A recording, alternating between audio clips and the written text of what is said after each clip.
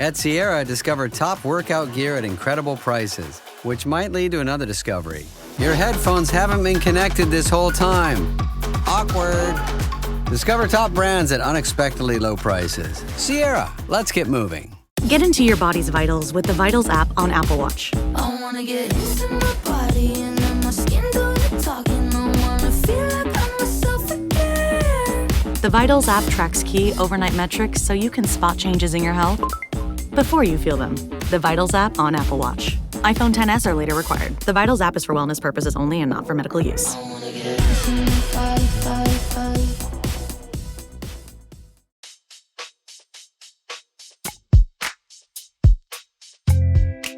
Welcome to Dear Prudence. I'm your Prudence, Jenée Desmond Harris. Today we're talking about what to do when a friend's husband calls you his wife's hot lookalike, gross, whether it's worth taking a self-esteem hit to attend your 10-year high school graduation, how to break it to your clingy best friend who texts you 50 times in a row that you need some alone time, and how to handle your dad maybe cheating, definitely being weird, on your hospitalized mom.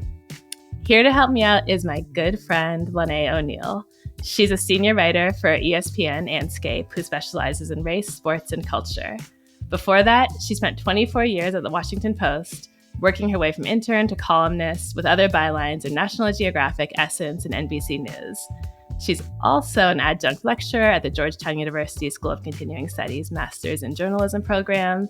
And she's the author of the new book, Bibb Country, which traces her family's history against American history.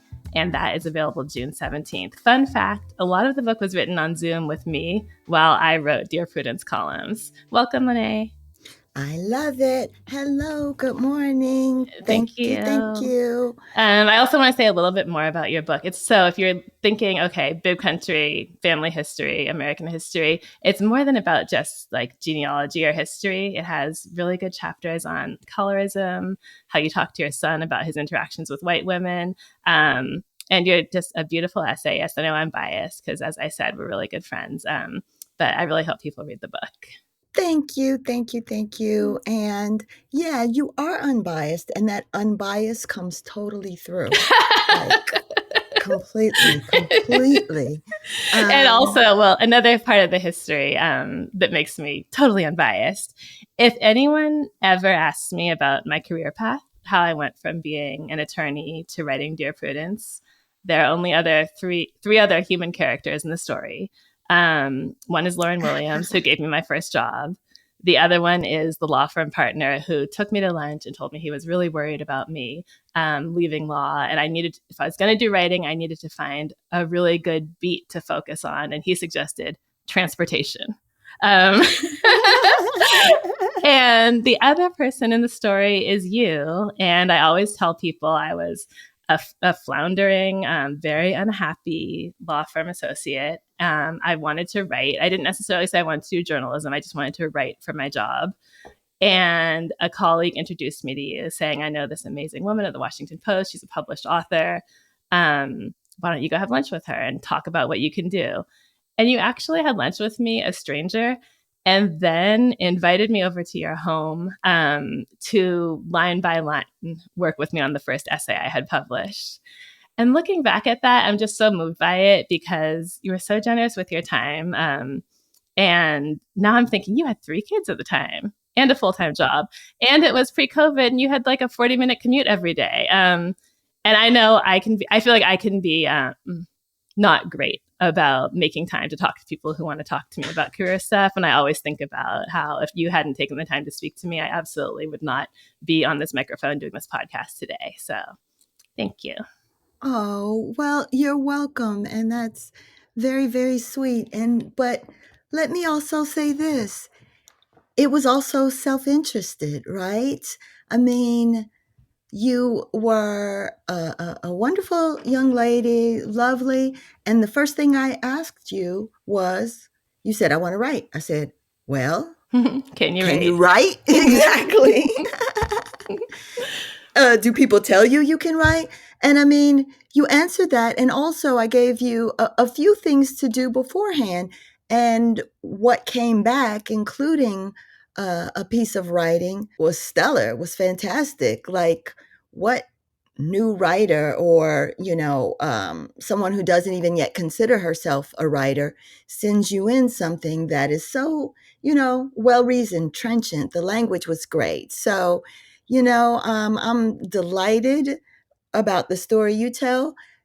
But there's another one too, which is that I am delighted and proud, and it makes me feel your career just makes me happy, and it makes me feel like I did something right. So thank Oh, you as well. oh, Yay. it feels self-indulgent to sit here and talk about our friendship. 1/3 of our conversations, we end up crying about how much we appreciate each other on the phone. So No, you. we won't Yes, go girl. there.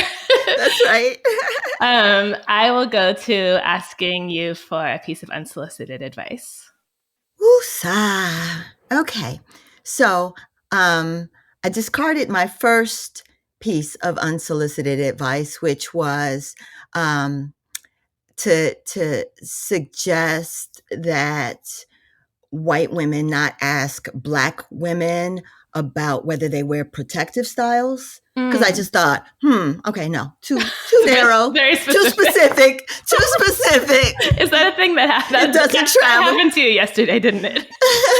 It may have happened to someone who may have been a daughter of mine, and we may have talked about it, but that's gone. I discarded that. So, but this one I thought would maybe, even though unsolicited, have some utility here. And that is beware of shadow contracts. Shadow and be on the lookout. Say more. What's a shadow contract?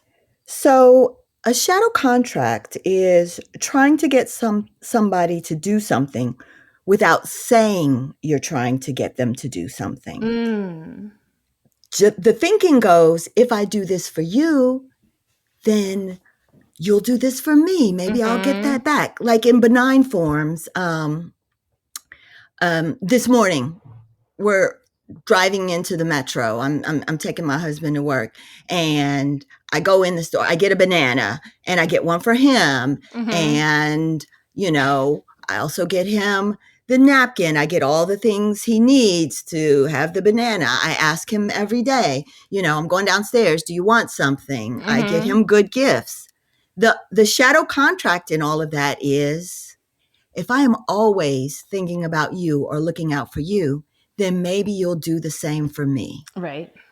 But the part about it that can be sneaky and that you have to watch for is that it is unspoken, right? So you don't come out explicitly and say, I need you to take care of me in this way because this is what feels like love to me, right? You just say, I'm going to do this. I get you great gifts. And then if somebody, not your husband, and specifically not my husband, but then if somebody gets you a gift that feels like it's not great or subpar, or they don't think to get to flowers or something like that, then you use that to tell yourself a story that feels honest, but is not true. It might just be a different style thing, right? Or if they go in the store and they don't get you a banana and a napkin.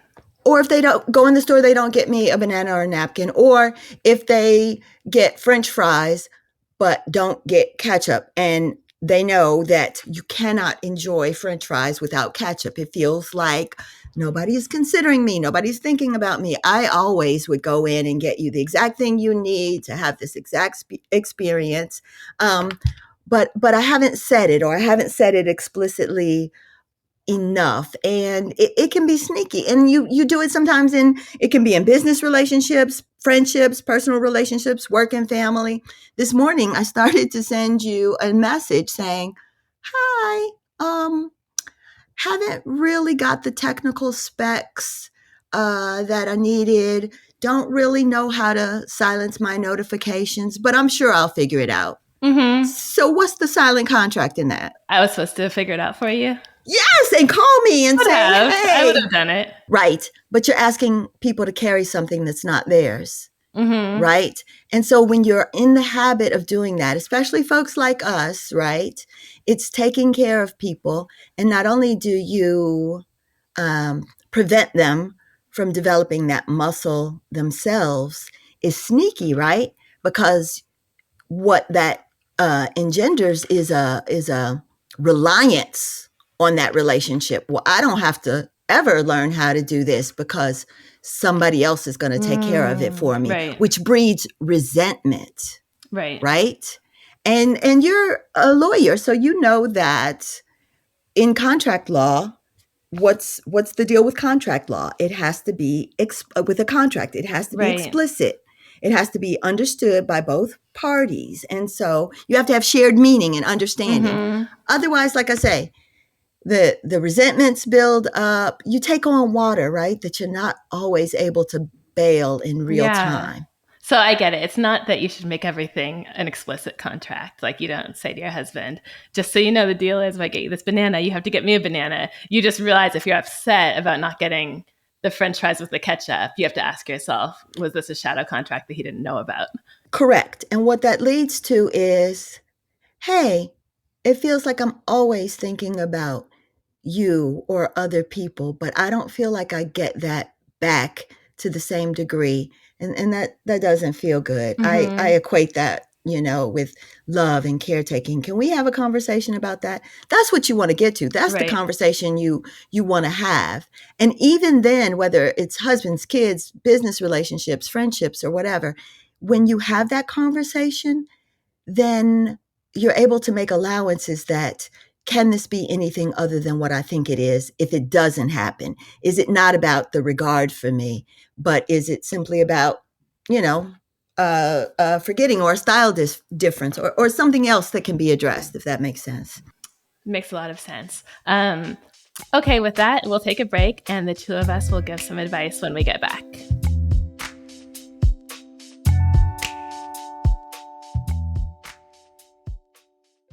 This podcast is brought to you by Progressive Insurance.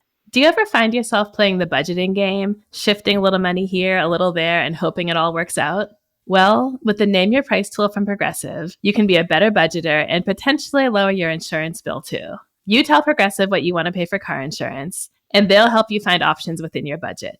Try it today at Progressive.com. Progressive Casualty Insurance Company and Affiliates. Price and coverage match limited by state law. Not available in all states. Welcome back. You're listening to Dear Prudence, and I'm here with Lonnae O'Neal.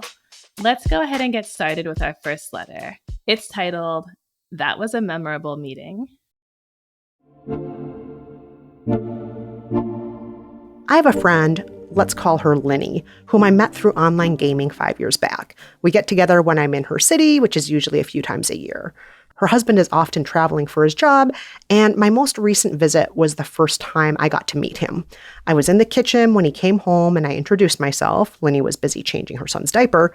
The first thing he said to me was, "Wow, you look like a hot version of my wife." The ongoing joke between me and Linny has been that we look like we could be related. He responded to my stone-faced silence with, "If you ever want to do anything, I'll be in name of my city in a couple of months." Before I could respond, Linny came in with the baby and he greeted them as if he'd never propositioned me.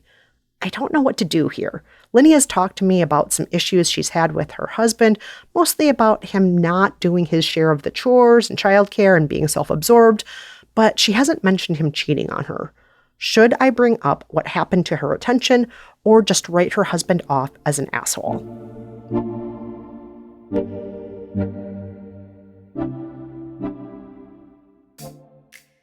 So my first thought about this was some of these situations are hard, right?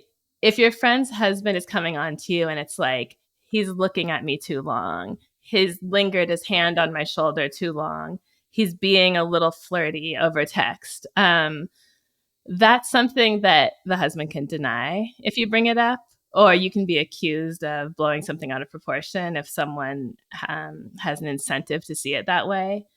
But here we have, if you ever want to do anything, I'll be in your city. I mean, that's almost too bold to be real. But assuming it really happened, I feel like this is the easiest fact pattern to let the letter writer report the husband, because there's no gray area. There's no doubt in what he was talking about, right? Unless he says, "Oh, I was talking about getting coffee." Once you add the "you're a hotter version" part, it's very, very unambiguous what he was going for, right? Well, yes and no. You used the word incentive. So I don't know. Are there any sort of recent analogies where things seem cut and dried? Maybe culturally, Mm-hmm. politically, Mm. some other kind of way where the fact pattern is there, the truth seems right in front of you, Mm-hmm. but it's not just someone has incentive to shade the truth, the person on the other end has incentive to believe the Mm-hmm. best or Mm-hmm. believe something other than the evidence of their own eyes and ears, Right. right? I think you were right. The husband can deny. The husband can say blowing it out of proportion and do anything. What are you talking about? We're gamers. I was clearly Mm. talking about, can we do anything like hop on a game, or there's a gaming spot that we could go to, right? And Um, with the you're a hotter version part, he could say, "Oh, you're so sensitive. You can't take a joke. Neither of you can take a joke about anything. I can't say anything anymore. I just won't talk." That's right. That's right. Oh my gosh. Right. Exactly. Down that whole gaslighting, blame you, all of that kind of stuff. Um, so right. You look at that, right? And you're making a cost benefit analysis. Oh, this is my friend, Lenny, great friend, all of that. This makes me uncomfortable. I think what the friend did was the right thing to do. Stone face, Mm. right? Mm-hmm. No reaction. I'm not going to give that any energy and let the weight of it fall and crash in the silence. Mm-hmm.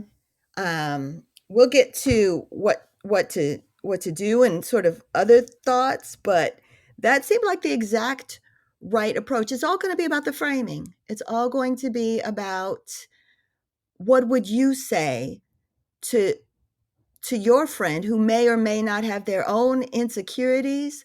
I just So you think we've definitely decided our letter writer is going to say something. She has to say something. I think she has to I say something. I think she better not open her mouth, because here's the other thing, right? You have no idea what folks are into behind closed doors. She might have left, and then the Oh husband's no. like, No way. I told her she was No. a hot version No, of no, you. no, no, no. Because And if then that's the case, wait, if that's the case, and she tells, then the friend's going to be like, "Well, what do you think?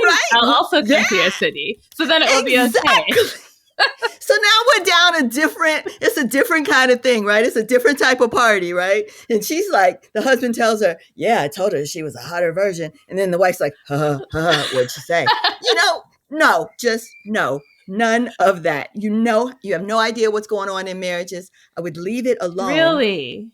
Because what is true is, in something as potentially long lasting as a marriage, who you are comes out, I always believe right? this too. I think if he's like this and he's clearly bold, this isn't the first time he was motivated to be inappropriate. He may be doing it all the time, and she may be deciding to turn a blind eye to it. He's bold and he's unwise, Yeah, right? Which messy, means there's sloppy. which a compulsion Mm-hmm. there.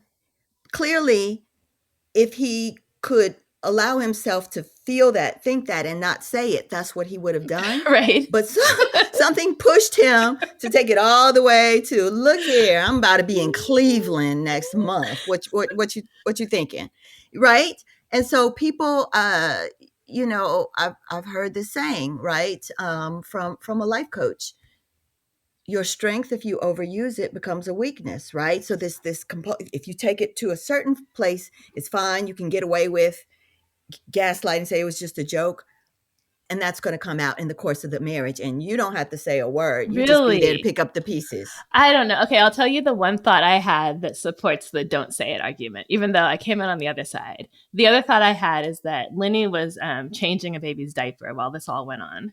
And I had the thought, I don't know, is this baby somewhere between 0 and 3? If the Mm. baby's closer to 0, I wonder how vulnerable she is in this moment, whether she could even handle this information. I wouldn't want this revelation to like push her into postpartum depression. I mean, I know there's hormones that drive that more than life events, but I wouldn't want to tell someone who was like physically incapacitated, or who was already in a weak spot, or who didn't feel like they could on a practical level make any changes in their life. I wouldn't want to drop a piece of information on them that would leave them feeling kind of helpless. So, okay, there's another argument for not saying anything.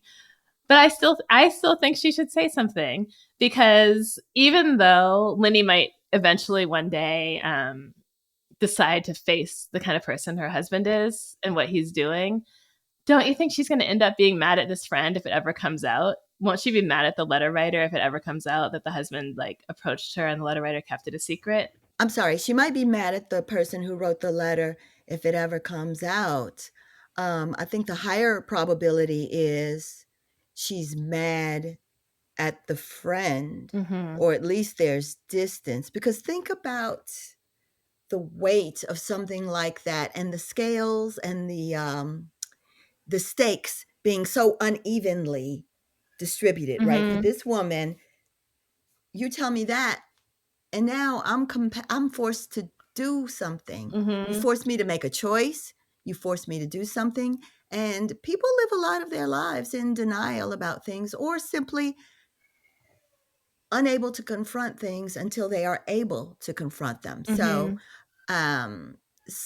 there's that. And one of the things that's kind of interesting as we're talking that I always think of, I'm like, girl, I'm Gen X, right? So we're like, just quiet, you know something. You don't say, right? Yeah. Or shade later, but just A, with the baby, I think you're right about that, the level of overwhelm. B, you don't know what kind of contracts, shadow or not, that marriage has.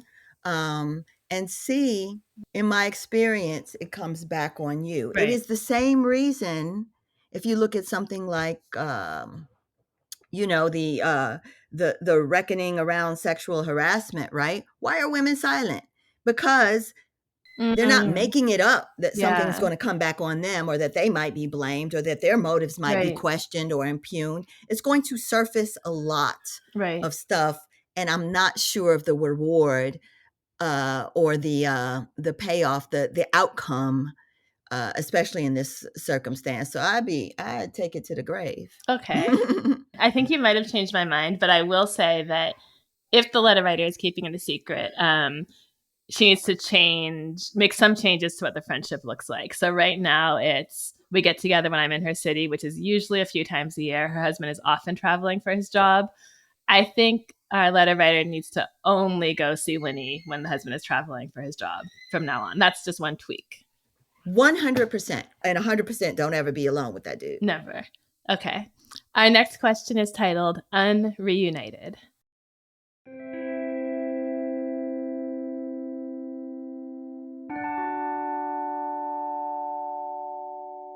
Should I go to my 10-year high school reunion? I had a pretty good high school experience. I had great friends, was captain of my basketball team, and I cared enough about academics to be a solid B+ student. But when I graduated high school, I vowed to leave my life behind, go 3,000 miles away for college, and never come back.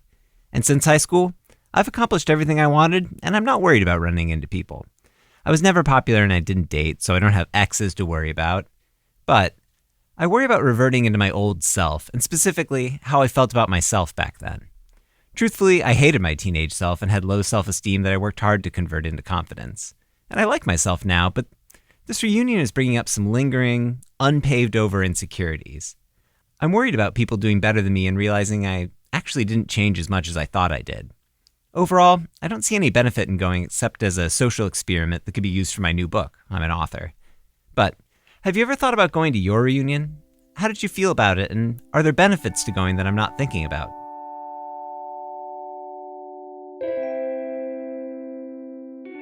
I relate to the idea of doing things for the story.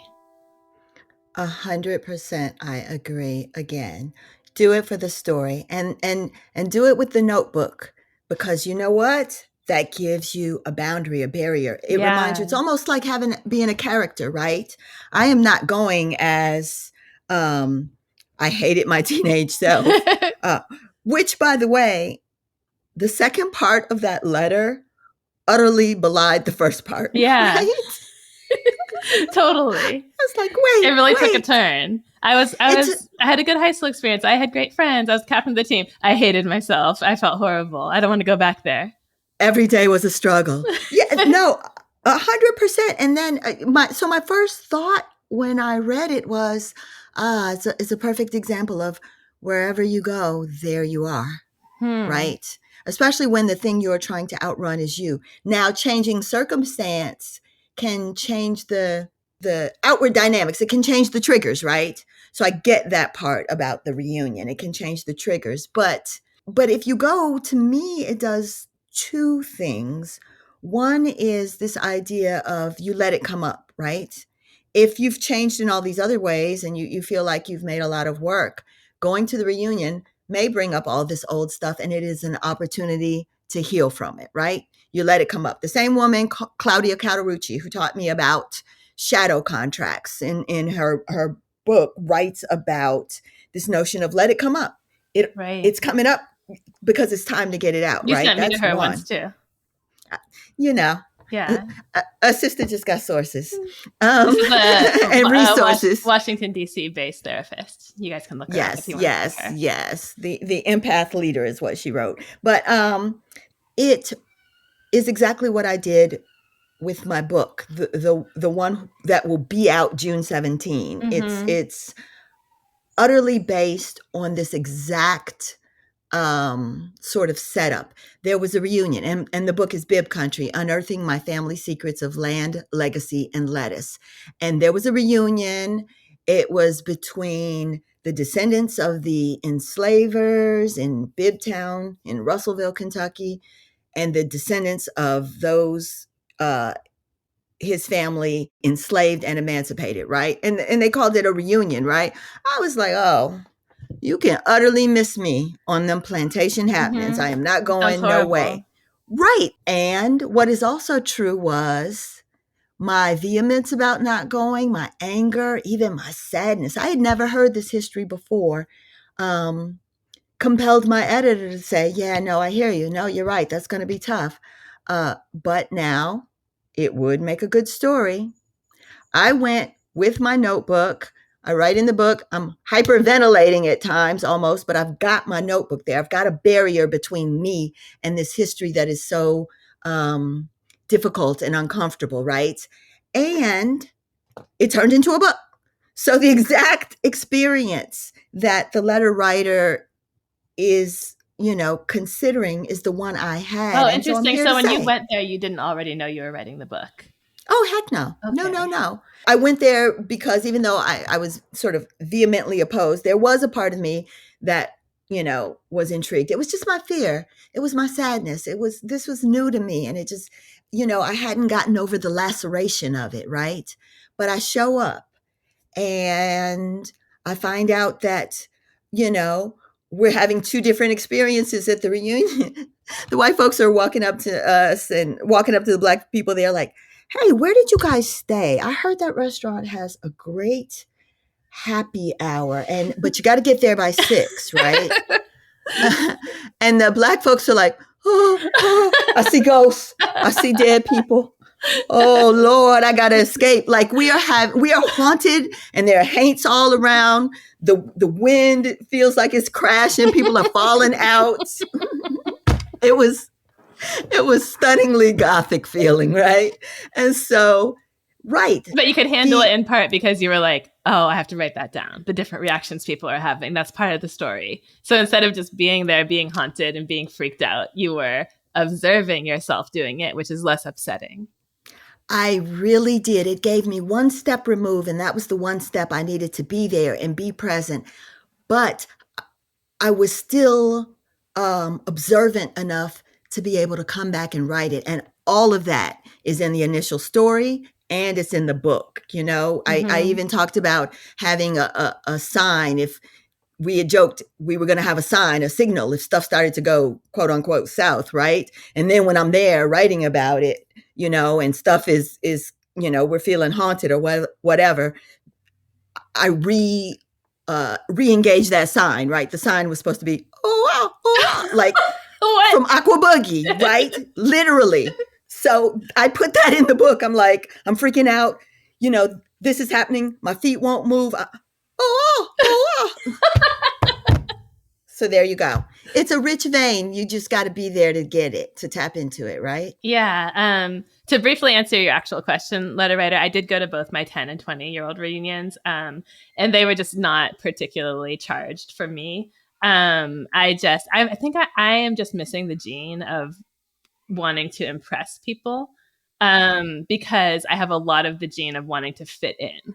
And so if you've gone through your whole life just being like, I hope I'm normal. I hope I'm wearing something close to what everyone else is wearing. I hope that no one's looking at me too hard. You don't have room to be like, I hope they think I'm amazing. I hope that they think I'm even better than I was in high school. And I hope I'm the most successful one there. So that's just my particular experience. I also was lucky enough to go to high school with, I think, an unusually kind, good-natured, low-key, non-dramatic group of people. All that said, I think you should go with a specific plan to write something about it. So tell yourself you're writing an essay or a short story to be published based on this experience, and you have to write it. Therefore, you're going to be in that mindset of having a little bit of a degree of separation from everything that's happening and all of your feelings and all of your insecurities the whole time. That will be your protection, the plan for publication. That will be your protection. That will be your boundary. That will be your barrier against everything that's coming up that you want to tap into so that you can write the story 100%. And I'll add one thing to the, people that go and say, I hope I'm showing up in this particular way, and flip it a little. I hope I've done enough work so that this thing I am telling myself, incising myself about how I should feel is actually how I do feel. Yeah. Yeah. I would also say, do a little bit of putting the focus on other people. This is a tool that every writer and journalist uses, which is why it's so annoying when we all get together, because everyone is deeply and obsessively trying to interview the other people by asking a million questions. And no one wants to actually talk about themselves. But it is really helpful, I feel, in social settings too. It's sort of like how they say if you're giving a speech and you're nervous, you need to think about the message that you want the audience to come away with rather than how you're coming off personally to the audience. So in this situation, I would say I want to go in to learn the life story and really understand 3 or 4 of my classmates. So then that kind of tweaks your mind. So you're not looking inward and you're not obsessing about yourself and how you're coming out. You're actually focusing on other people, and they're going to like you more if you do that anyway, because everyone likes to talk about themselves. I love that. And I learned something from you. That's probably work I haven't done enough on. I'm not saying I would be in the camp of enough about me. What do you think about me? Right? I'm not saying I would be in that camp, but you actually do that really, really well, which is why you're so well suited to giving advice. And people are actually interesting. Like you might actually, Correct. I mean, if it is the case that your high school classmates have accomplished more than you, they probably have some good stories. Maybe you want to hear them. Maybe you could learn something. Maybe someone could get you a book published. Right. Maybe somebody could give you money to whatever. So yeah, just, go with eyes open to what other people have to offer too. Eyes open, networking, all the possibilities are there. Just go in with your plan and plan your work your plan, and then try to enjoy as well. Yeah, maybe have a little bit of fun. Mm-hmm. You're listening to the Dear Prudence Show, and when we come back, we'll be reading more of your letters. Stay with us.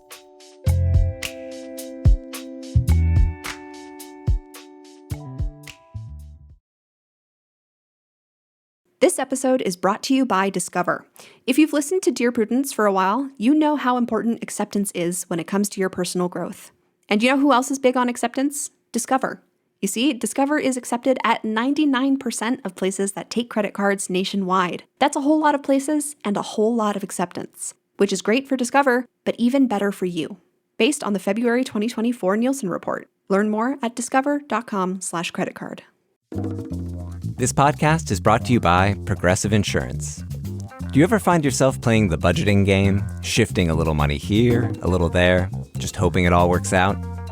Well, with the Name Your Price tool from Progressive, you can be a better budgeter and potentially lower your insurance bill too.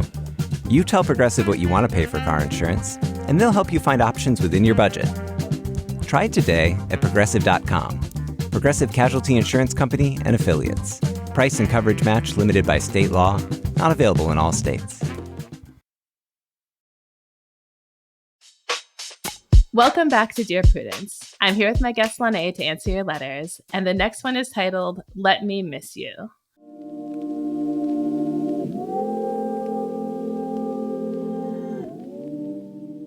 I, female 32, have had a friend for nearly 10 years, Lucy. We are each other's best friend, a term and concept I dislike, but oh well.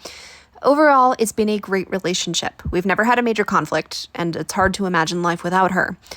For the last year or so, Lucy has been driving me nuts. We became friends when I was at a low point where I really needed an involved, focused friend, but that was a long time ago. As we've gotten older, her need for constant contact has increased, and mine has decreased. She's gone through long cycles of clinginess, which causes me to back off, which causes her to get clingier or sullen, etc. Lucy needs to communicate with me all day, every day. She is a stay-at-home wife and has ample free time, which she understandably finds boring, whereas I work in a legal office. Sometimes I can text back frequently, but other days it's wall-to-wall clients, and I can't be near my phone for hours at a time.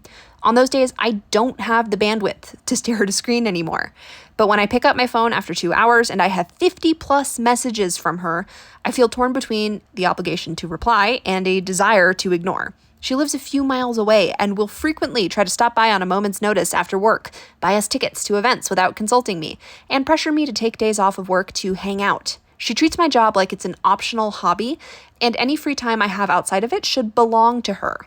I have frequently started to feel invisible. In therapy, my focus was recognizing burnout and setting limits on my time. I have been proud of myself for doing so. My other relationships have flourished beyond my expectations, but it hasn't been that way with Lucy. I'll warn her in advance when I have a busy week. I'll tell her when I can't catch up on her texts and have her summarize anything important. I'll put my foot down when she tries to randomly show up at my house. But she either doesn't hear me or is wounded. It's confusing to clearly communicate and have them behave as if you haven't said anything. I'm at a loss. I don't want to lose her, but this is too much. We've never had a serious conversation about anything like this, and so it feels like I'd be lobbing a grenade at her. So far, I've held to my boundaries regardless of how she acts as a result, but I struggle to not be annoyed or avoidant, even when I would have free time that I could be spending with her, because I can't escape.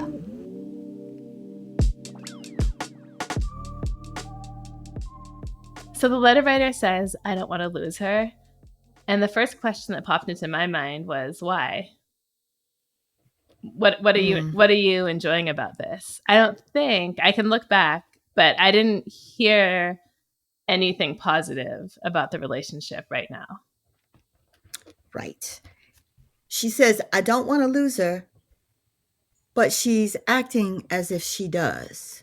She's utterly acting as if she does, because if it's a friendship you don't want to lose, then you take steps not to lose it. Like the surest way to lose it is to make it, to do nothing or not nothing. We'll talk about that. To neglect it. Right. But to not take the steps, to not say the things you need that would allow the friendship to evolve, right? You just let it die of attrition, right? Mm-hmm. At some point, the sort of additive factor of all this communication, all this clinginess, all this neediness becomes so much that it just kind of dies on the vine. It just dies of attrition. It becomes sort of too much, and perhaps it causes an explosion, or it causes something that they can't come back from. So, you know what that made me think of? People always say relationships are work and marriage is work. And it's obvious that if you want to take care of your marriage, you have to work on it. You have to have times to get together and talk about how things are going. In this day and age, people would say you should just go to counseling just because everyone needs it. But no one really says that about friendship. It's like in friendship, there's an expectation that things just naturally work. And if they don't, you walk away. That is such a great point. Nobody says that about friendships.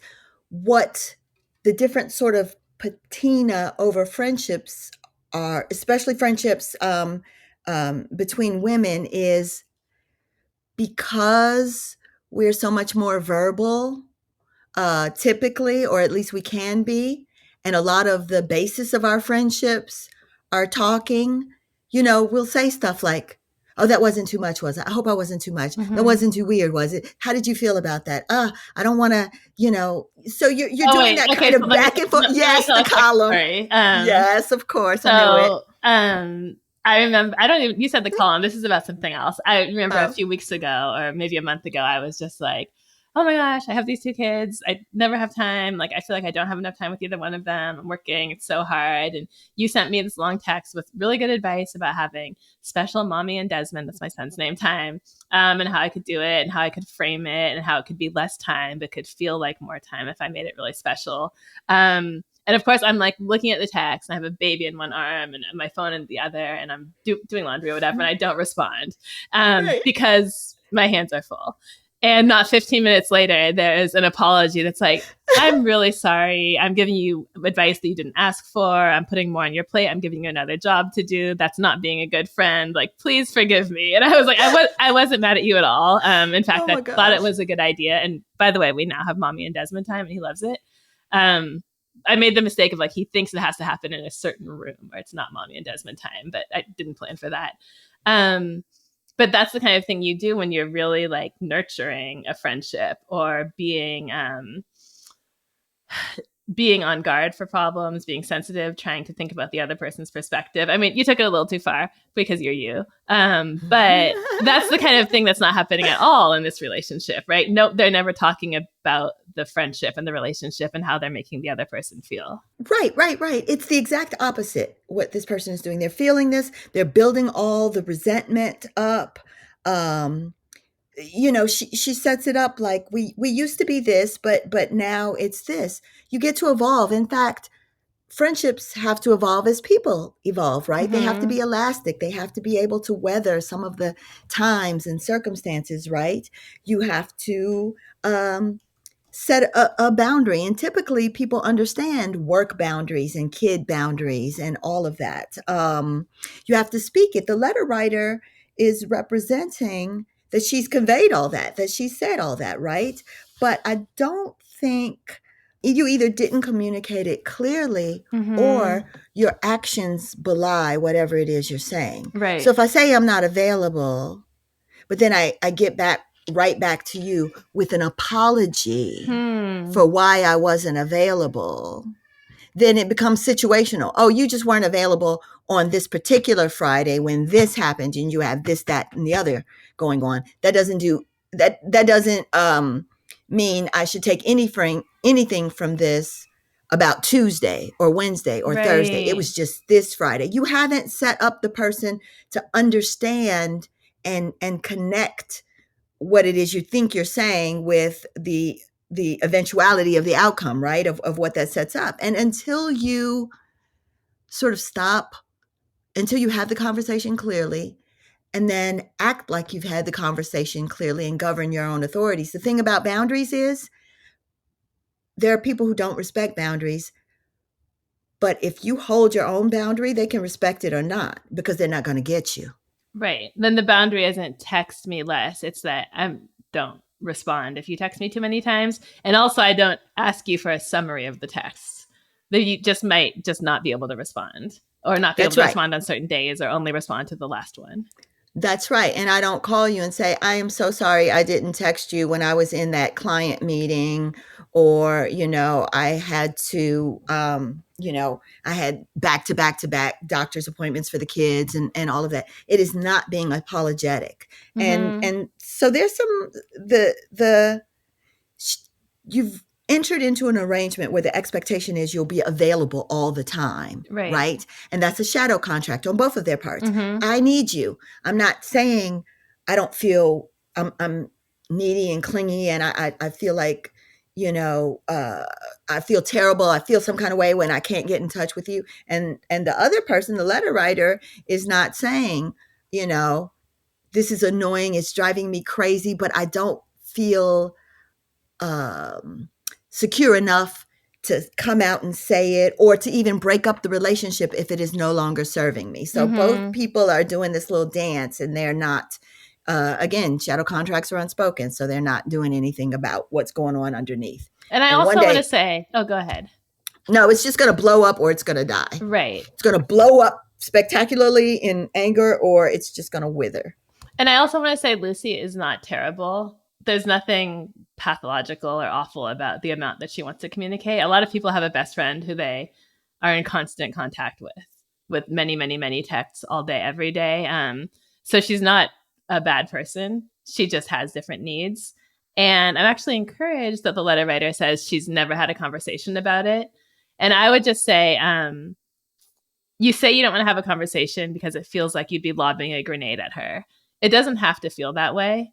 It can feel like you're caring about her because you want to figure out how to continue to have a friendship. A therapist once told me that when you have a conversation with someone who you're in any sort of relationship with, it could be your mom, it could be your sister, it could be your coworker, you can frame it as like, I want us to have a good relationship. I care about my relationship with you. So can we do this to make it work? The tone doesn't have to be, here are 5 things you're doing wrong and why I can't stand it anymore. You can ask her to collaborate with you on how you can still have a friendship when you do not have the time in the day that she has and are not going to make it. I love that. I love that because what you point out is they are operating on 2 different understandings of the relationship, right? And going in with the overarching, the big picture is I want to keep having this relationship. I love you. I care about you. We are friends. We have been through a lot.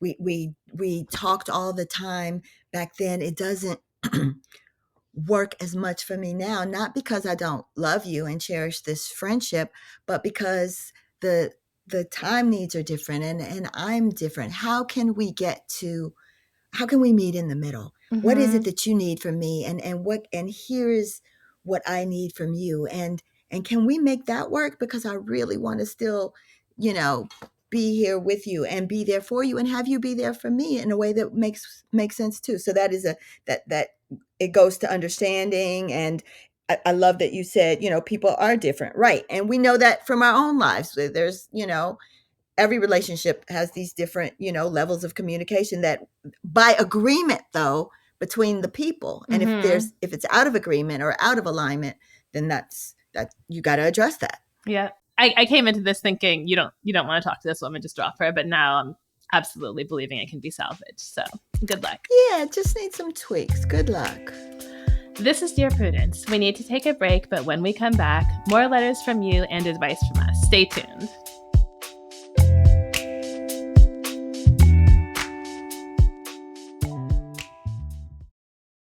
The spirit of innovation is deeply ingrained in America, and Google is helping Americans innovate in ways both big and small. The Air Force Research Laboratory is partnering with Google Cloud using AI to accelerate defense research for air, space, and cyberspace forces. This is a new era of American innovation. Find out more at g.co/American innovation. Hey there, travelers. Kaylee Cuoco here. Sorry to interrupt your music, great artist BT Dubs, but wouldn't you rather be there to hear it live? With Priceline, you can get out of your dreams and into your dream concert. They've got millions of travel deals to get you to that festival, gig, rave, sound bath, or sonic experience you've been dreaming of. Download the Priceline app today, and you can save up to 60% off hotels and up to 50% off flights. So don't just dream about that trip. Book it with Priceline. Go to your happy price, Priceline. I'm Jenée, and you're listening to Dear Prudence. Our last question for the day is titled, Really Wish I Had a Sibling.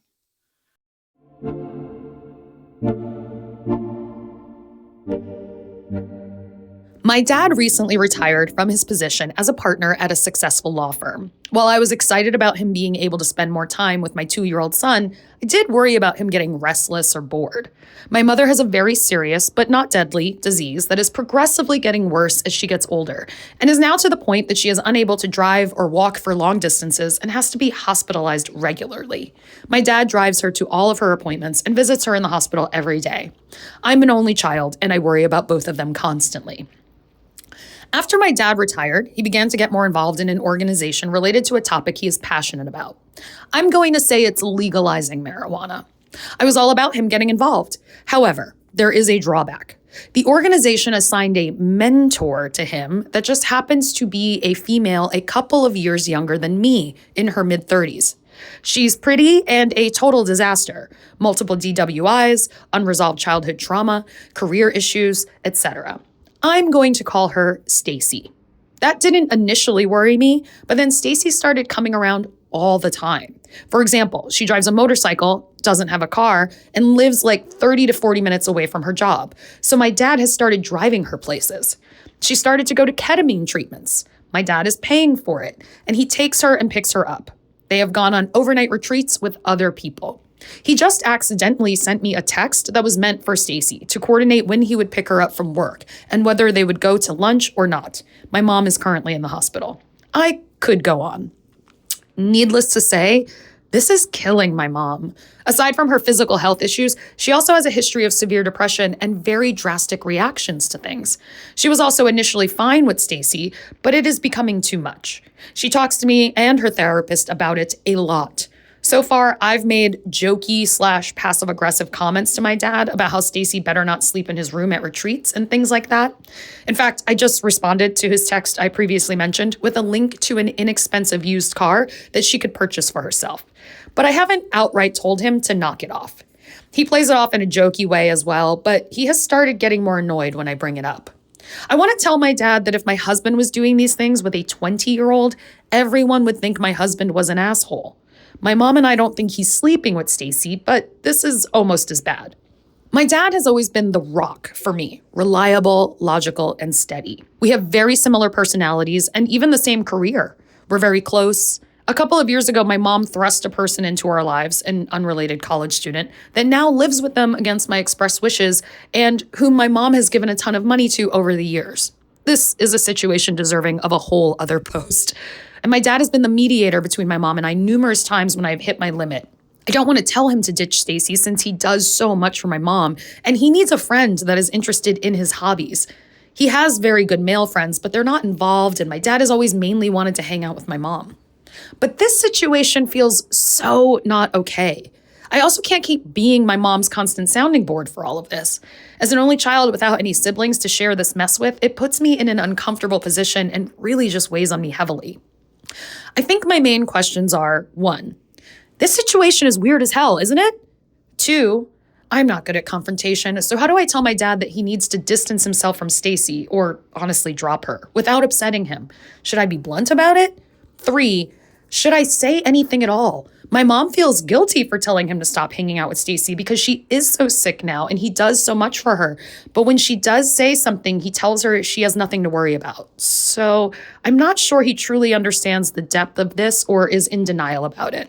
I feel like hearing it from me might make it sink in more for him. I would really appreciate any insight.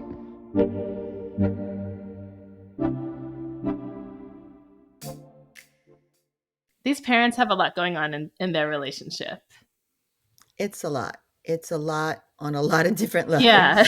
I don't even really know where to start with it. But I have to say my gut feeling is that the letter writer seems to have a strong belief that if they confront their dad, they can solve this. And I'm just not so sure. I'm not so sure either. And going back to, sort of where it feels like we have to start with so many of these letters, and what you're, great about doing is, let's step back.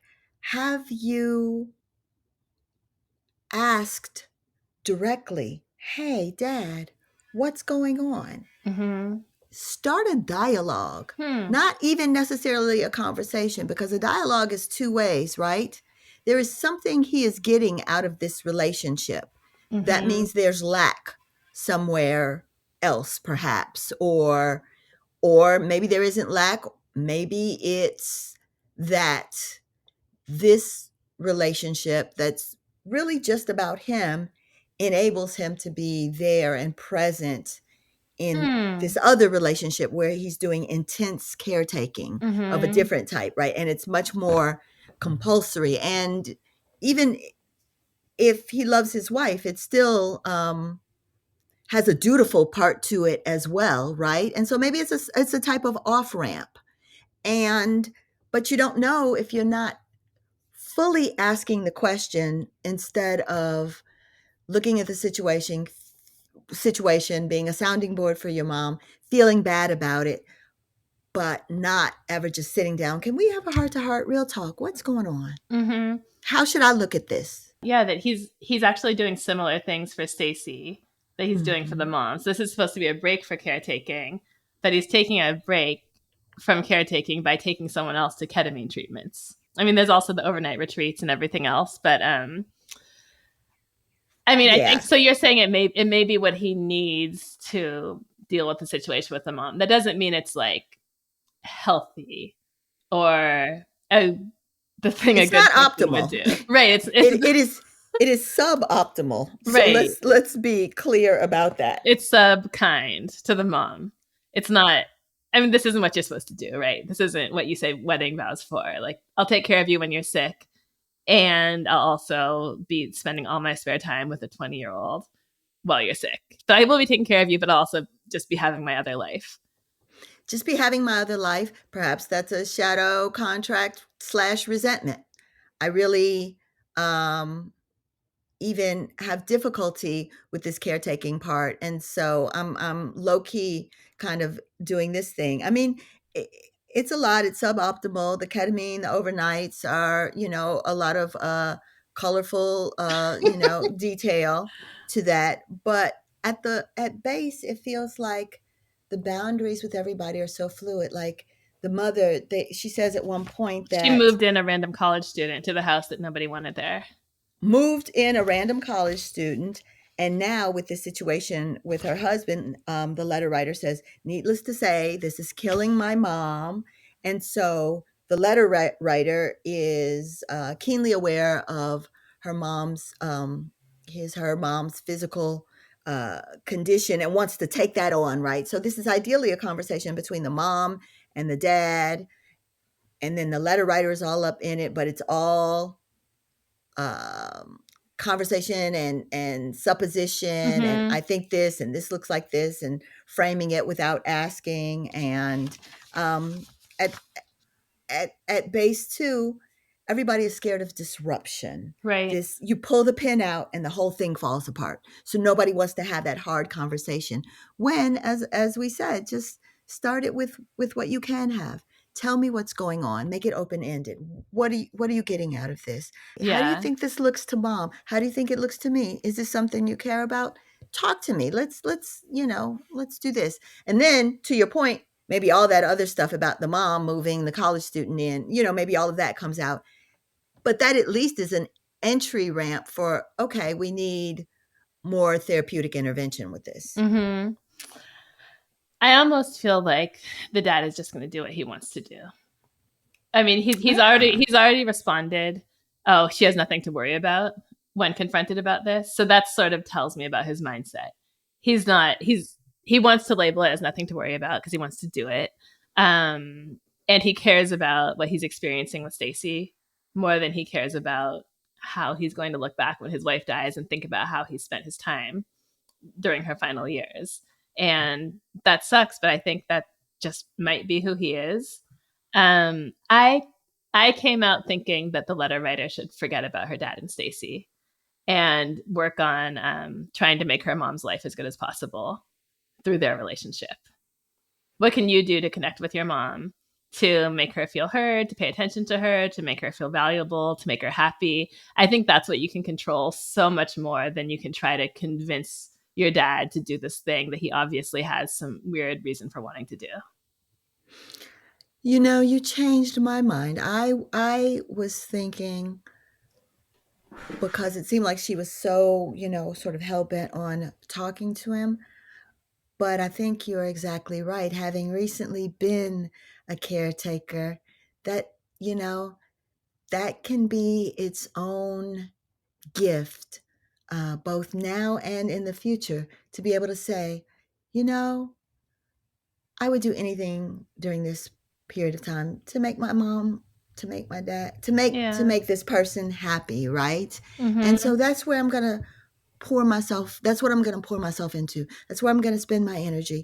I'm going to talk. I'm going to listen. I'm going to be very, very present, versus trying to reach out for something that to change something I can't control. It did not escape me that, the father was at a successful law firm. I want to say, these lawyer types, right? I was like, well, why do you think that he's just going to do it? Oh, the law firm part of it. Okay. And he I just gotcha. retired, so it's probably a big hole in his life. Hole in who his knows? life. We just don't know what's going on with him. And I would also say the letter writer can have a relationship with him too, which might indirectly meet a need for him that's being filled by Stacey. Maybe it won't.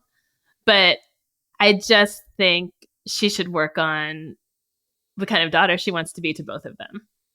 And their relationship, remember, they had it before you were born. And remember, it's had its share of dysfunction over the years. And it's too big of a job for you to take on to fix your parents' sort of romantic connection and the way they relate to each other. You just can't do it.